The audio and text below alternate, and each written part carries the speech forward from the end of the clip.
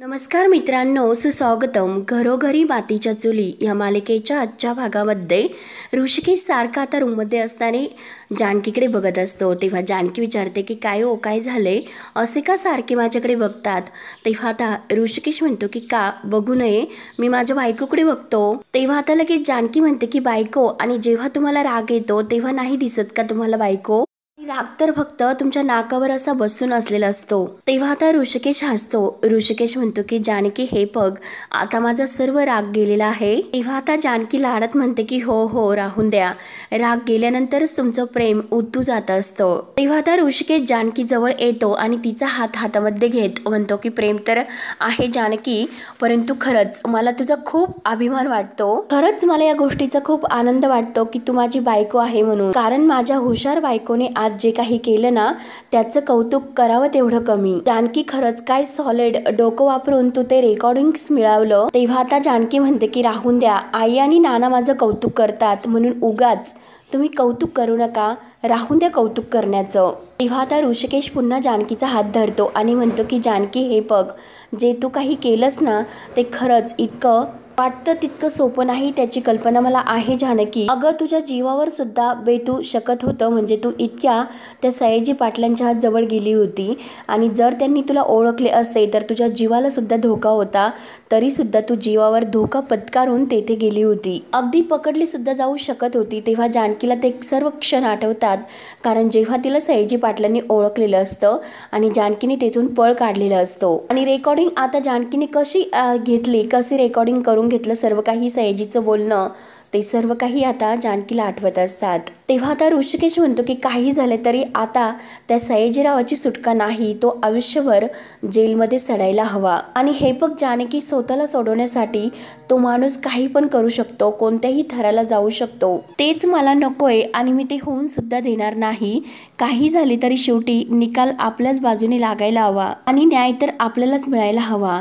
तेव्हा आता जानकी म्हणते की हो तसेच होईल, कारण यावेळी सयाजी पाटलांनी स्वतः आपला गुन्हा कबूल केला आणि हाच आपल्यासाठी सगळ्यात मोठा पुरावा आहे ऋषिकेश. त्यामुळे ऋषिकेश तुम्ही बघतच राहा की आता सयाजी पाटलांना यातून कोणीही सोडू शकत नाही. आणि तेवढ्यात ऐश्वर्या आणि सारंग या दोघांचं जे काही आता भांडण सुरू असते, तर सारंग ऐश्वर्याला घराच्या बाहेर काढत असतो, तर त्यांचा तो आवाज आता ऋषिकेश आणि जानकी यांच्या कानावर पडतो. तेव्हा आता जानकी म्हणते की ऋषिकेश, अहो हा तर ऐश्वर्याचा आवाज दिसतोय. म्हणून ते दोघे घाईने बाहेर येतात, तर सारंग ऐश्वर्याला घराच्या बाहेर काढत असतो, कारण या घरामध्ये तुम्हाला जागा नाही. तेव्हा मात्र आता सारंग सर्वांच्या समोर आता ऐश्वर्याला लुटून देतो आणि या घरात तुम्हाला जागा नाही, तुम्ही कायमच्या या घरातून चालत्या व्हा, या घरात तुमचा कोणताही हक्क नाही असे बोलून तो आता घराच्या बाहेर काढत असतो. तेवढ्यात आजी, सुमित्रा, नाना हे सगळेजण आपापल्या रूममधून बाहेर येतात आणि हे जे काही आहे तर ते बघून मात्र त्यांना खूप मोठा धक्का बसतो. आजी म्हणते की काय रे सारंग, काय लावलंयस तू? तेव्हा मात्र आता सारंग म्हणतो की नाही नाही, या ऐश्वर्याला घराच्या बाहेरच काढलं पाहिजे, या घरात राहण्याचा तिला कोणताही हक्क नाही, बायकोच्या नावाने त्या कलंक आहेत, कलंक. मी तुम्हाला शेवटचं सांगतो की मला तुमचं तोंड सुद्धा बघायचं नाही, माझ्या घरामध्ये राहण्याचा तुम्हाला कोणताच हक्क नाही. तेव्हा आता सारंग ऐश्वर्याच्या अंगावर धावून सुद्धा जात असतो, तर ऐश्वर्या लगेच सुमित्रा जवळ येते, त्याला म्हणत असते की आई प्लीज तुम्ही त्यांना समजावा, ते मला घराच्या बाहेर काढायला निघालेत. तेव्हा आता सारंग म्हणतो की ऐश्वर्या, या बाबतीत मी कोणाचंच काही ऐकून घेणार नाही. आई तू मागच्या वेळेस सुद्धा माझं ऐकलं नाही आणि ह्या बाईला तू घरात घेतलेस आणि ह्या बाईने आपल्या घराची पूर्णपणे वाट लावली होती आणि तीच माझी सर्वात मोठी चूक झाली ऐश्वर्या, आणि आज मात्र मी ती चूक सुधारणार, म्हणजे तुम्हाला मी घराच्या बाहेर काढणार, या घरामध्ये तुम्हाला राहण्याचा कोणताही हक्क नाही, त्यामुळे या माझ्या घरात तुम्हाला कोणतीही जागा नाही, तुम्ही प्लीज चालते व्हा.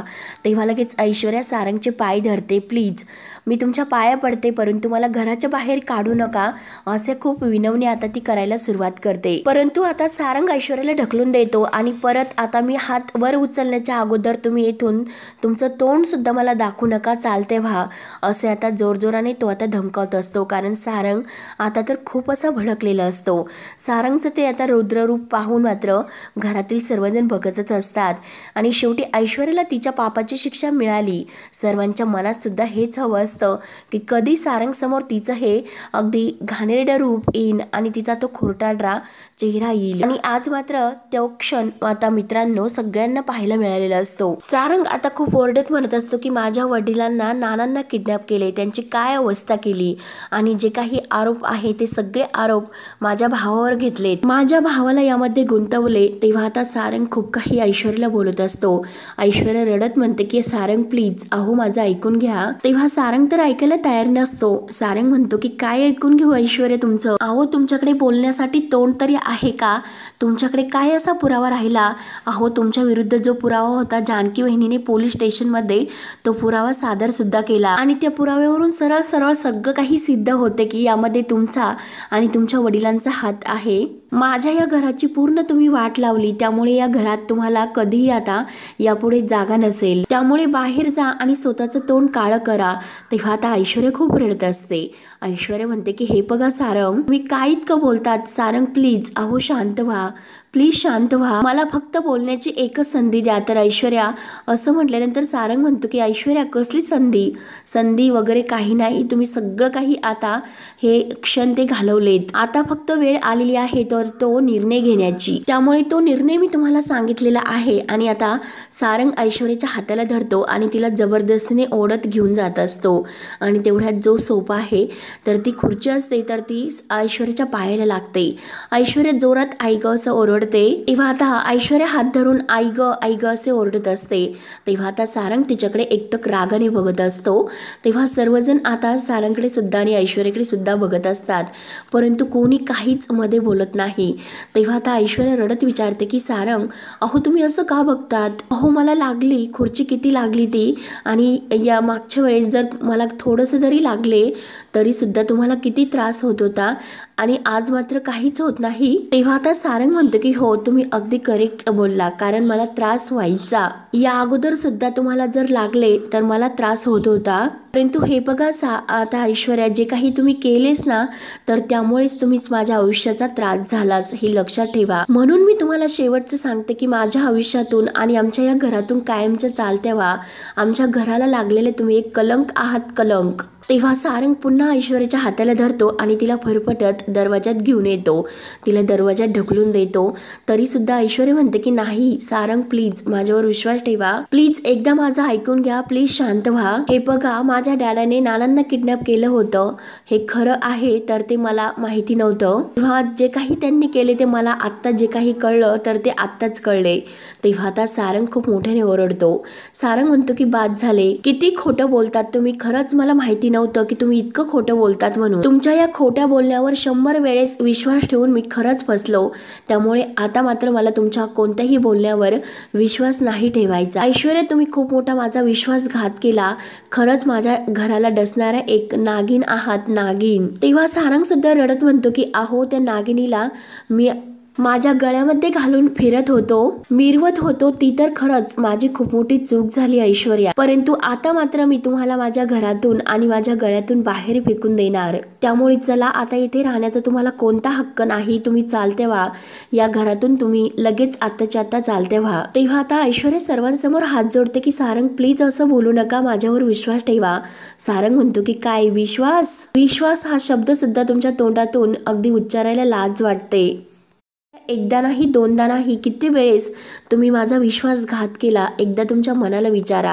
आता मात्र मी तुमच्यावर विश्वास नाही ठेवणार आणि तुमच्यावर विश्वास ठेवून पुन्हा एकदा मी माझ्या कुटुंबाला वेगळं नाही करणार। तुमच्यामुळे आज माझं कुटुंब माझ्यापासून दूर गेलं, सोन्यासारखा भाऊ माझ्यापासून लांब गेला आणि माझी वहिनी सुद्धा अगदी आतापर्यंत या घरासाठी झटणारी ती सुद्धा माझ्यापासून कायमची तुमच्यामुळे दूर झाली हो। तुमच्यामुळे आई नानांनी मला नालायक ठरवलं, त्यांच्या नजरेमध्ये मी नालायक ठरलो आणि ज्या दिवसापासून ऐश्वर्या तुम्ही या घरात आले त्या दिवसापासून तुम्ही आमच्या नात्यामध्ये विष घालून दिलं। संशयाचं दुःख निर्माण केलं आणि हे जे काही झाले ना ते सगळं काही तुमच्यामुळे झाले. ते मला नको नको म्हणत होते तरी सुद्धा मी कुणाचं काही ऐकून न घेता तुमच्यावर फक्त विश्वास ठेवला होता. मी माझ्या घरातील लोकांच्या विरोधात गेलो परंतु तुमच्या बाजूने उभा राहिलो होतो. परंतु ऐश्वर्या तुम्ही काय केलं? ऐश्वर्या तुम्ही तर काय माझा विश्वासघातच केला. त्यामुळे आता मात्र मी तुमच्यावर विश्वास नाही ठेवणार. आता माझे डोळे खऱ्याने उघडले. त्यामुळे आता तुमचं खरं रूप माझ्या नजरेसमोर आलेलं आहे. त्यामुळे या घरामध्ये तुम्हाला राहण्याचा कोणता हक्क तर नाही परंतु नजरेसमोर तुम्ही आता इथे नाही राहू शकत. हा माझा शेवटचा निर्णय असेल. ऐश्वर्या बाद झालं. मी तुम्हाला शेवटचं सांगतो म्हणून आता सारंग ऐश्वर्याच्या अंगावर धावून तिला घराच्या बाहेर काढायला येत असतो. तेवढ्यात आता जानकी लगेच पुढे येते. जानकी म्हणते की अहो सारंग भाऊजी बास करा, किती स्वतःला त्रास करून घेतात. तेव्हा आता सारंग स्वतःला त्रास सुद्धा करून घेत असतो. खूप रडत असतो.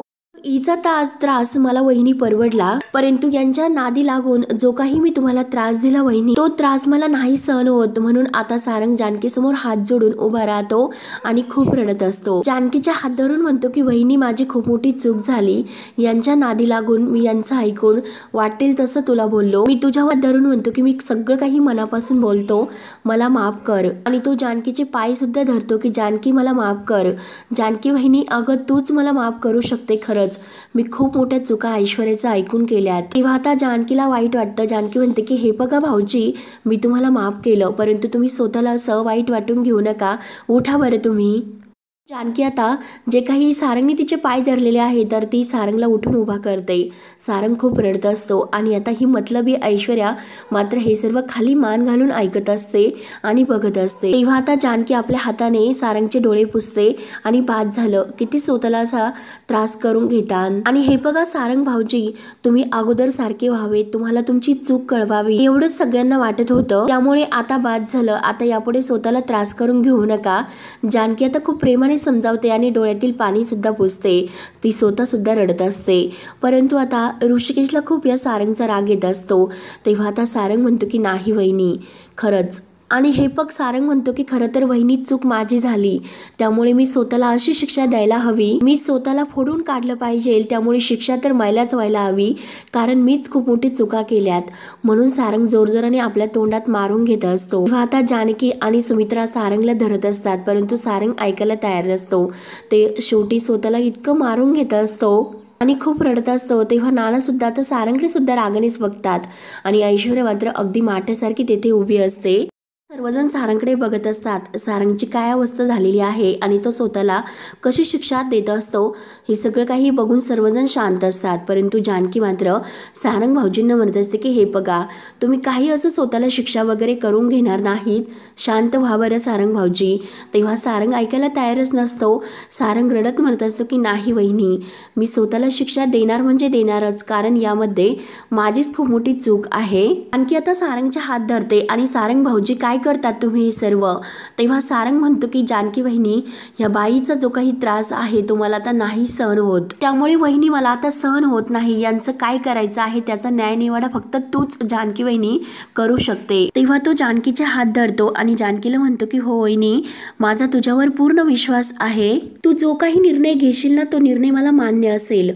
तेव्हा आता जानकी म्हणते की हे बघा सारंग भाऊजी न्याय तेव्हाच होईल की जे काही हात आहे ज्या हाताने तुम्ही तिला घरात घेऊन आले त्या हाताने तुम्ही तिला घराच्या बाहेर हाकला तेव्हाच न्याय होऊ शकतो. सारंग म्हणतो की हो जानकी वहिनी मी तेच करतो. आणि आता जानकी वहिनीचं ऐकून मात्र सारंग ऐश्वर्याला घराच्या बाहेर काढायला निघतो. ऐश्वर्या म्हणते की सारंग प्लीज अहो ऐकून घ्या, सारंग प्लीज असं करू नका. तेव्हा आता सारंग ऐकायला तयार नसतो. सारंग आता जानकी वहिनीचं ऐकून शेवटी ऐश्वर्याचा हात धरतो आणि तिला फरफटत दरवाजात घेऊन येतो. ऐश्वर्या खूप सगळ्यांच्या विनवण्या करत असते परंतु आता मात्र ऐश्वर्याला कोणीही साथ देत नाही. तेव्हा आता सारंग फरफटत ऐश्वर्याला घेऊन येतो. दरवाजा उघडून तिला दरवाजाच्या बाहेर ढकलून देतो.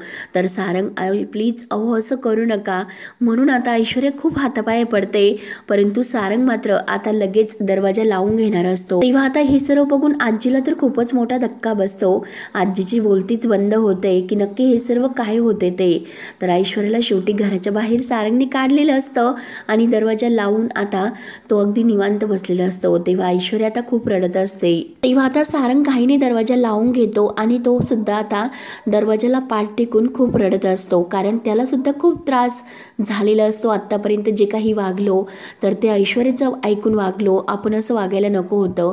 आपण आपल्या कुटुंबावर विश्वास ठेवायला हवा होता. ही सगळ्या काही गोष्टी त्याला आता अगदी पश्चातापासारख्या समोर येत असतात. तेव्हा ऐश्वर्या तरी सुद्धा दरवाजा वाजवत म्हणत असते की हे बघा सारंग, प्लीज तुम्ही माझ्यावर विश्वास ठेवा, मी असं काही केलेलं नाही म्हणून. प्लीज सारंग दरवाजा उघडा, मला बोलण्याची एकच संधी द्या, प्लीज प्लीज करून आता ऐश्वर्या सारंगच्या खूप हातापाया पडायला सुरुवात करते की प्लीज दरवाजा उघडा म्हणून. आणि हे बघा सारंग, तुम्ही माझ्यावर विश्वास ठेवा, मी खरं बोलते, मी तुम्हाला ते सिद्ध करून दाखवेल की माझ्या डॅडांच्या सोबत मी नव्हते म्हणून.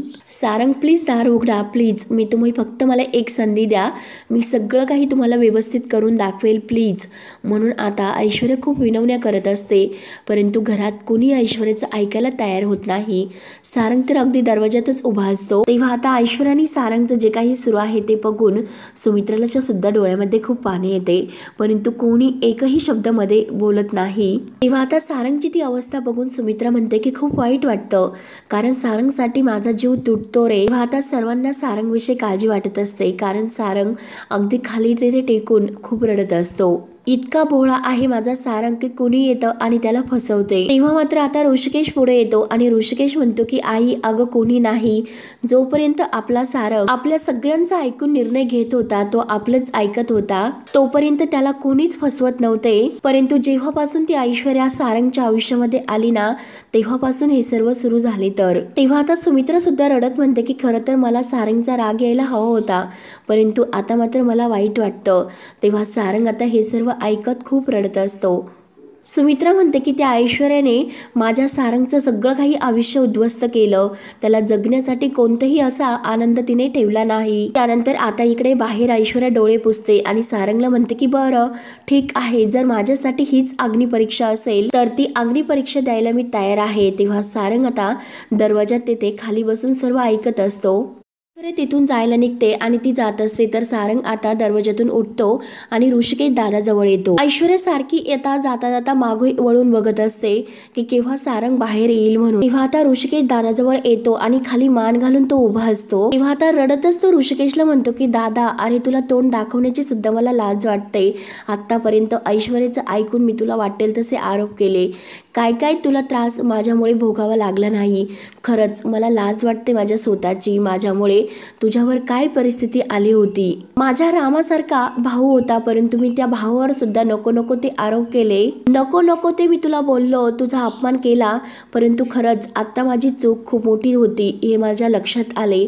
त्यामुळे तू मला तुझ्या या भावाला माफ करशील ना. तेव्हा आता सारंग आता ऋषिकेशचे सुद्धा पाय धरतो, ऋषिकेशच्या पायाशी लोटांगण घेऊन म्हणतो की खरंच माझी खूप मोठी चूक झाली, मला माफ कर.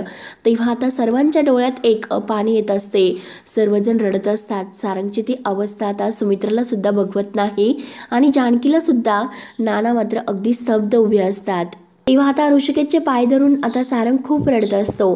तेव्हा ऋषिकेश म्हणतो की सारंग उठ बरं, उठ म्हटलो ना मी तुला, म्हणून तो त्याला उठवत असतो. तेव्हा आता ऋषिकेश सारंगला हाताला धरून उभा करतो आणि सारंगला समजावतो की सारंग, अरे काय लहान मुलासारखी तो अवस्था करून घेतली स्वतःची. अरे एखाद्या लहान मुलाला खड्ड्यात पडल्यानंतर ते सुद्धा समजते. अरे तू त्या ऐश्वर्याच्या प्रेमात इतका आंधळा झाला होता, तुला इतकं सांगून समजावून सुद्धा परत परत तू त्याच खड्ड्यामध्ये उडी घ्यायला जात होता. त्या ऐश्वर्याच्या प्रेमापुढे तुला खरं काय आणि खोटं काय कशाचंच भान तुला राहिले नव्हते. पूर्णपणे तू तिच्या प्रेमामध्ये वेडा झाला होता. जे काही ती सांगेल तेच तू अगदी ऐकायचा. परंतु आता बाद झाले, आता तू रडायचं नाही. म्हणून आता ऋषिकेश प्रेमाने त्याचे डोळे पुसतो आणि त्याला आपल्या मिठीत घेऊन समजावतो. तेव्हा सारंग आता ऋषिकेशच्या मिठीत खूप असा रडत असतो. तेव्हा जानकी आता सारंग भाऊजी जवळ आणि ऋषिकेश जवळ येते आणि सारंग भाऊजींना म्हणते की सारंग भाऊजी, आपल्या हाताने ती सारंग भाऊजींचे डोळे पुसते आणि रडायचं नाही असं आता पाठिंबा देत सांगते. तेव्हा आता सारंगचे लक्ष नानांकडे जाते आणि नाना लगेच आता रागाने सारंगकडे बघत असतात. परंतु जानकी सारंगला शांत राहायला समजावते. तेव्हा सारंग ऋषिकेश, जानकी आणि त्यानंतर नानांकडे बघत असतो. शेवटी आता सारंग लगेच नानांजवळ येतो, ते पण दबकत पावलांनी.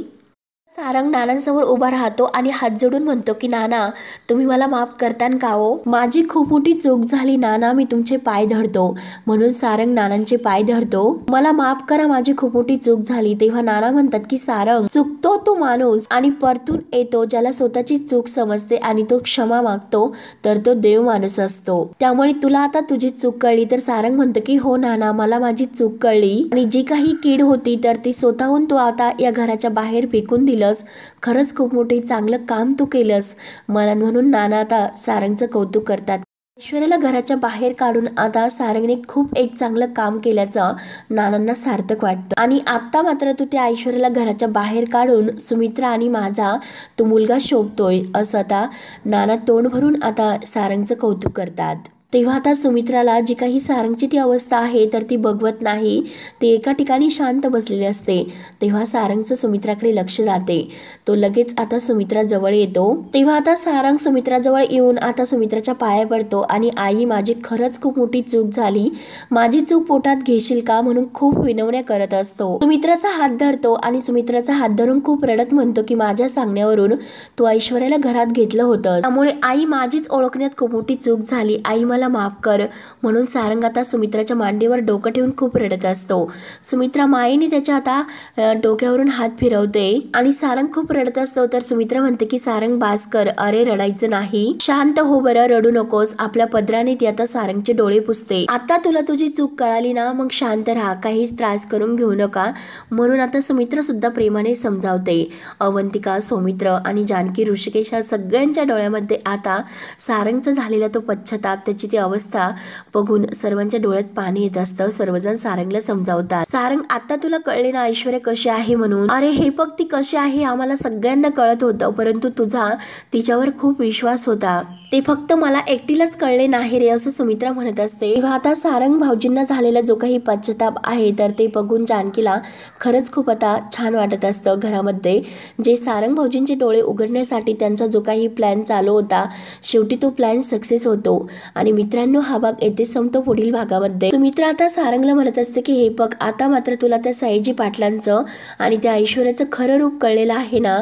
तेव्हा सारंग म्हणतो की हो हो. तेव्हा आता सुमित्रा म्हणते की हो, आता यापुढे कधीही तू तिच्यावर विश्वास ठेवायचा नाही. तेव्हा मात्र आता सारंग लगेच खुश होतो आणि तो सुमित्राच्या डोक्यावर आता लगेच मांडीत डोकं ठेवतो आणि खूप हसतो, कारण तुटायला नको.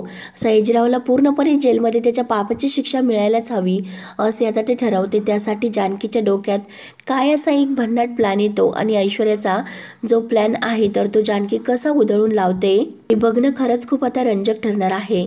त्यासाठी मित्रांनो, व्हिडिओ शेवटपर्यंत नक्की बघत राहा आणि जर तुम्ही आपल्या चॅनलला सबस्क्राईब केलेलं नसेल तर नक्की सबस्क्राईब करा. धन्यवाद.